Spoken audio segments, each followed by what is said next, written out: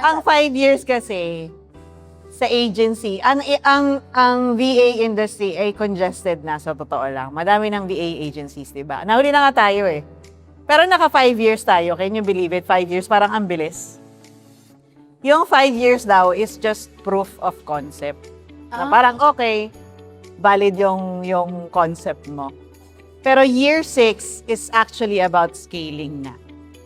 So, hindi tayo nagse-celebrate ngayon dahil nakarating tayo ng 5 years. Ang 5 years is actually just a matter of survival.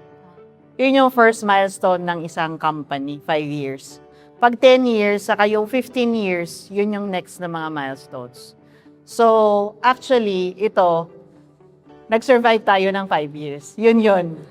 Hindi. So, bawal tayo hindi na masaya. Hindi tayo masaya dapat. Hindi tayo masaya dapat. Guys, hindi lang masaya. Kasi ang totoong laban ng buhay ay year 6. Okay. Year 6.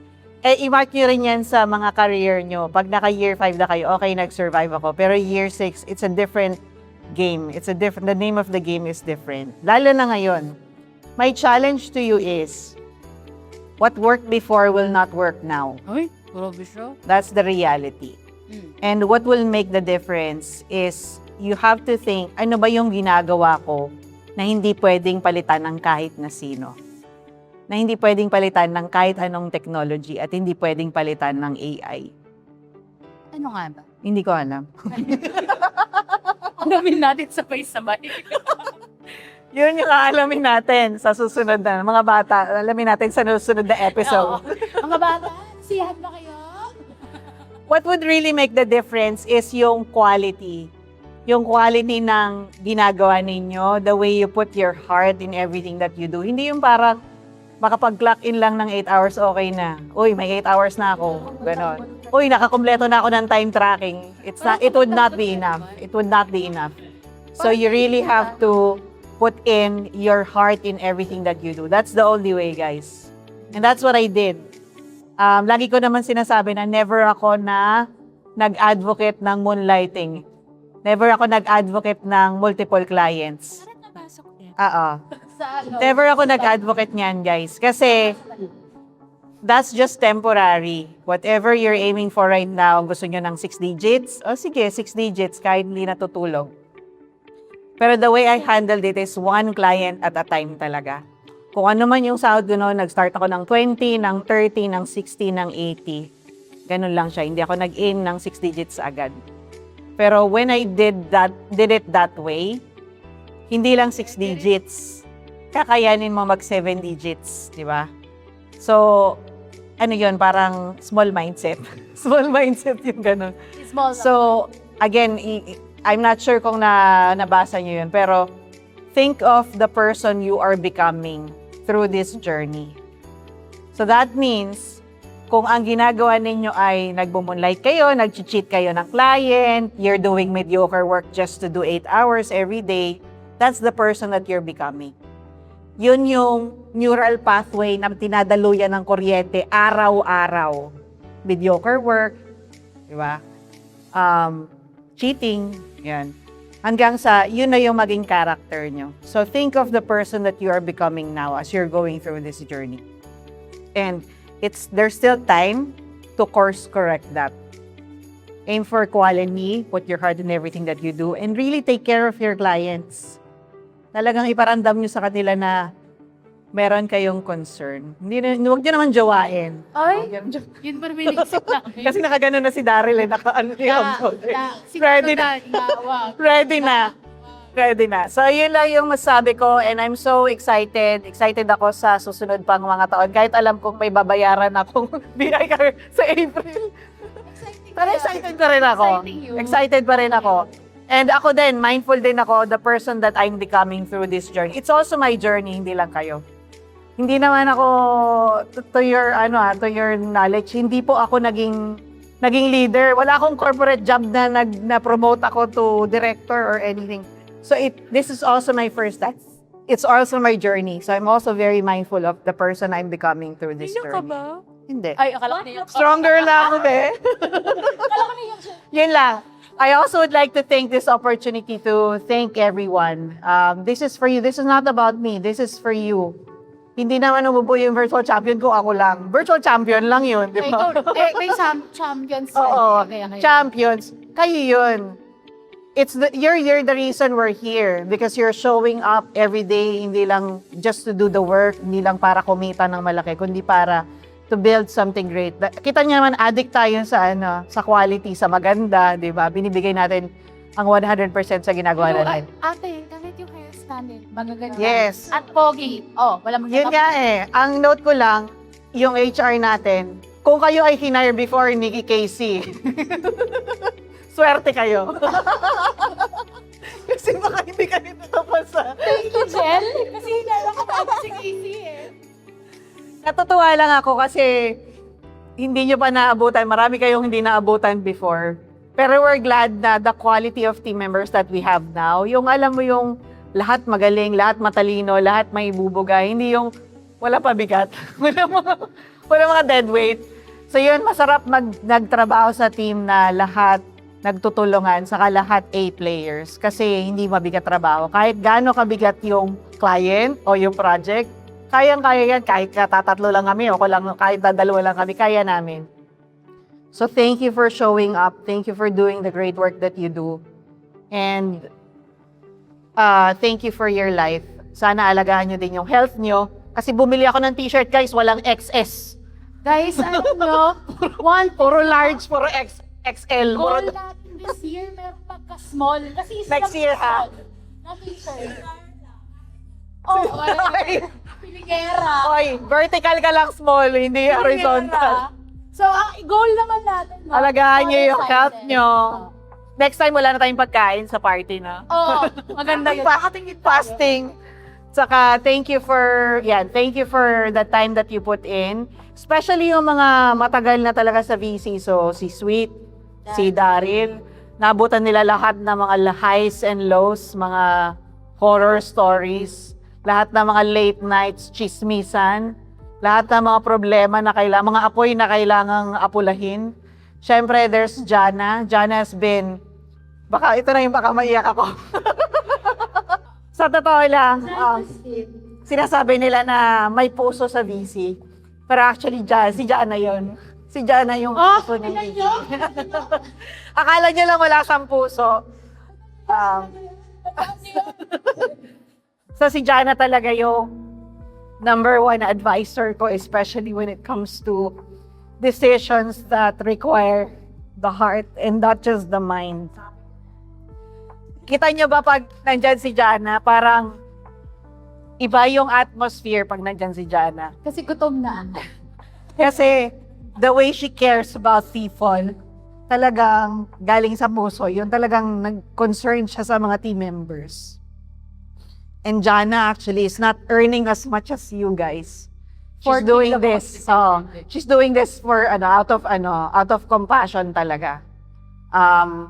She's doing everything for us. In turn, wala siyang client, guys. That's the reality of it. So, kung gusto nyo bang mag-send ng 500, Palagay yung Gcash. Oo, ito po ang QR ko, no? So, kasi gusto ko po ng bagong laptop this year. Si Jana po talaga yung mga kasama namin, lalo na siguro hindi nyo nakikita kasi para kami mga bibe. Mukhang smooth sa taas, pero nagpapadel kami ng para for survival sa ilalim. Ganun po. Kasi marami kaming mga problema talaga na inharap na baka hindi aware yung iba or wala kayo before. Pero Jana has been one of the sources of strength sa VC. VC.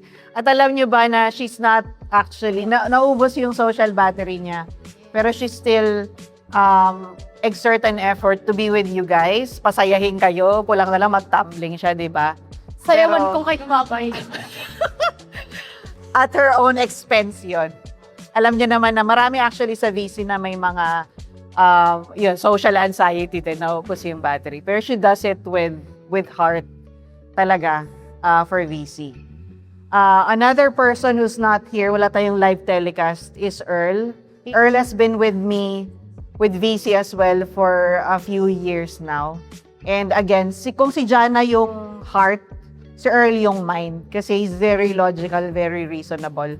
So minsan pag blindsided ako na masyado na akong mapagpatawad or masyado na ako, Masyado na akong nabubudol, ganyan. So si Earl is the reason, ang nagre-reason out sa akin na baka ganito, baka ganyan. So, nababalance talaga. Although he's not here. Pero alam nyo din naman, pag nandyan si Earl, mas magulo. Mas magulo yung mas, pag pinagsama mo sila ni Jana, parang, okay na ako for the whole week. Wait lang. Ito si Earl. Yan, si Earl. Kung nasan man siya, sana masaya siya ngayon. Oo. So, masakit. Saka, hindi niyo alam, si Earl ang nag-hold ng fort for the longest time. Siya ang finance, siya ang marketing, siya ang sales. Lahat, saan mo siya iba to? Kakayanin niya yan, gagawin yan. Kahit wala siyang marketing background. Siya yung star of all seasons tayo. Yes, siya ang star of all seasons. Siya ang reason kung bakit napapasahod kayo ng on time. Kahit UK time yan, gigising yan ng maaga para mapasahod kayo nasa tama, nasa oras. So, thank you, Earl. Siya din yung kasama ko sa Dubai. Grabe yung Dubai trip Kumakain namin. na siya. Dalawang buwan kami sa Dubai, magkasama kami ni Earl. Tapos namatayan pa kami sa Pilipinas, hindi ako makauwi. Alam mo yung OFW na hindi makauwi. Si Earl lang kasama ko noon. I don't think I would have survived Dubai kung wala si Earl. Kasi talagang yung trabaho namin doon talagang trabahong marangal. 8 to 5, nasa office ka. So, yun yung isa sa mga hindi ko malilimutan talaga na experience and moments with Earl. Next would be Jennifer. So, Jennifer, si Pepper. Sino yung sabi? Sino po sa Jennifer? Si Pepper po. Sa taas po ito. Jennifer Pepper. So, si Pepper just recently joined. Pero ang trivia niyan, nung year 1 anniversary namin, nandun siya as a visitor. Parang na-manifest na maging part ng VC. Pero just to give you a bit of background, Jennifer has been one of my friends since college. And hindi talaga kami close to start off. Pero sinama kasi siya dun sa binyag ng panganay ko. Napilitan ka na. Sabi ko, ay, kasama ka na rin. Sige na, magdinang ka na rin. Tapos saka kami naging friends. Ang nagkataon, nung pangalawa kong si Rocky, ka-birthday niya. So, paano? Kailangan Sige na nga, kailangan dinang ka-birthday mo eh. Nung pangatlo na, baka naman magtampo yung pangatlo, ninang ka na din. So, lahat ng mga anak ko, ninang siya. Wala siyang choice. So, we go way, way back. She just recently joined the Implement Fractional. Pero as you can see, although alam ko talaga na leadership is not something that you can learn para overnight. Kasi the technical aspect of it, madaling ituro yung click up, madaling ituro paano gawin to, gawin yan. Pero yung leadership, it's something that it's innate in a person. And I've seen her talagang mag-grow, inown niya yung role, nilid niya yung team, in-empower niya yung team. And she also has a heart of gold, katulad ni Jana, na talagang gusto niya people are treated fairly and treated well. So, siya din yung kasama ko sa never in my imagine, hindi ko na-imagine Na sumakses. Sumakses kami sa Australia. Kasi, aside from that, one of the common thing is na pareho kami nabingwit ng seaman. Actually, ang plano namin dati, pag tumanda kaming dalaga, mamumuhay kaming dalawang mag-isa. Ay, magdalawa. Mamuhay mo yung dalawa ang isa. Pagkasama, tapos magtsatsa sa balkonahe. Mga old women. Oh, yan. Pero yun, nabigwit kasi kami ng si Ma'am pareho. Kaya, eto. And I'm so happy na I get to build virtual champions with my best friend. So, that makes it extra special. Talaga yung trip namin sa Australia, parang dati lang, ang trip natin papuntang LB Square. Papuntang LB Square. Puntang inuman.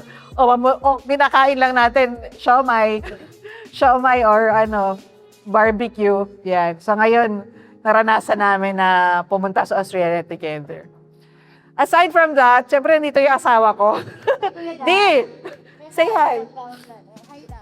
Thank you ko rin sa asawa ko. Siya actually ang treasurer natin sa papel.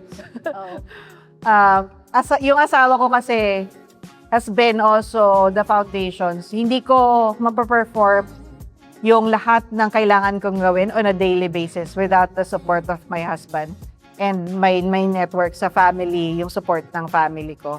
So my husband has been my source of strength. Siya yung iniiyakan ko pag pag hindi ko na kaya. So siya yung mga problems na hindi ko kayang sabihin sa iba because it's too hard to bear. So my husband has been the witness. Tsaka hindi kasi ako, alam niyo na, domestic. Hindi ako domestic na wife. So, sinupport niya yun. Oh, hindi ka mahilig maghugas ng pinggan. Kumuha tayong tagahugas ng pinggan. Hindi ka mahilig maglaba. Magpagawa tayo ng laundry shop. Ay guys, tapos yung Unang doon, drama. So, he has been there through thick and thin nung mga times na, kasi kung again, piliin nyo talaga yung partner nyo kasi your partner will make or break you. Kung nagkaroon ako ng asawa na seloso, na hindi supportive, hindi ko magagawa yung lahat ng nagawa ko or ginagawa ko ngayon. It's because of my husband. Thank you, Daddy. Kaway ka naman dyan. Thank you, Kuya Da. Kuya lang sabi natin, libre po daw kami. Naiyak na nga eh. Naiyak na ulit. Naiyak na din siya. Thank you, Di. So, again, thank you sa inyong lahat and gutom na tayo. Happy anniversary! So, ang wish ko next time, ang anniversary natin ay sa naman, kay na Kuya Haji? Sa Davao or sa Boracay? Tayo naman yung, kasi mas tipid kasi na sila ang mag-fly dito. Tayo naman yung go-fly doon. Wala pa kasi si July at si Daisy. Doon tayo sa resort nila, July. Next time. Sa volunteer. So, i-look forward natin yung next anniversary. Mas masaya. Wait lang, bago ka bumalik sa trono mo, may question kami na yung since, di ba, you witness from year 1 to 5. Year 1. Hindi ko na maalala eh. Ito pa yung mga bagay na na-imagine mo or na-manifest mo before when you were starting Virtual Champions. Wala ako naman eh. Nawala. Ayan, tingnan, huwag ka na daw magsalita, umuwi ka na lang nasa... Oh, ay, ito. Enough mo eh. Hello. Wala pa. May isa pa akong gusto ko i-manifest eh. Yung, magmi-meeting tayo sa UK. Ay, gano'n. gusto ko din. Marami pa tayong gusto i-manifest. Pero yes, ang na-envision ko talaga na yung tipong may aerial shot, tapos magpapan yung camera, tapos mag-form tayo ng BCPH na letters, pero tigba 100 yung sige, balik ka na doon. Thank you! Thank you, di ba?